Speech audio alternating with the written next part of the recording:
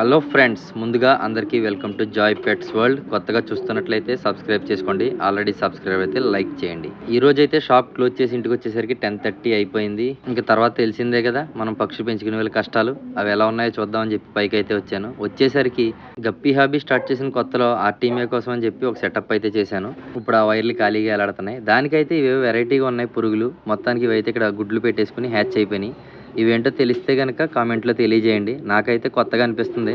కందిరీగలేమో అని చెప్పి భయం వేసి నేను కూడా దగ్గరికి వెళ్ళలేదు. గెలిగితే మళ్ళీ ముక్కంతా వాసిపోయేలా కొడతాయి. ఎందుకు వచ్చిందిలే అని చెప్పి దూరంగానే ఉన్నాను. మీకు ఎవరికైనా తెలిసినట్టయితే అదేంటో కామెంట్ చేయండి.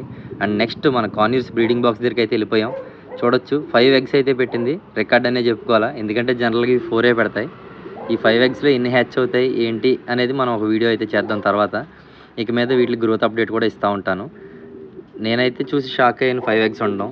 నేను తీసుకున్న సెల్లర్ని అడిగితే ఆయన నా దగ్గర ఇప్పుడు 4 పెట్టినాయండి, 5 అయితే ఎప్పుడు పెట్టలేదు. మీకు ఏదో అదృష్టం కలిసి వచ్చినట్టుంది అన్నాడు. చూద్దాం ఎంతవరకు అదృష్టం కలిసి వస్తుందో, ఎన్ని హ్యాచ్ అవుతాయి ఏంటనేది. మేల్ అయితే పక్కన సైలెంట్గా దాక్కుని చూస్తుంది. ఇది కనిపించేది వచ్చేసి ఫీమేల్.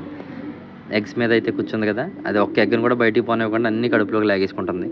ఇలాంటి వీడియో అప్డేట్స్ కోసం మన ఛానల్ అయితే లైక్ చేయండి. కొత్తగా వచ్చినట్టయితే సబ్స్క్రైబ్ చేసుకోండి. Thank you for watching. మళ్ళీ చెప్తున్నాను అనుకోకండి. Please subscribe Joy pets world. Thank you.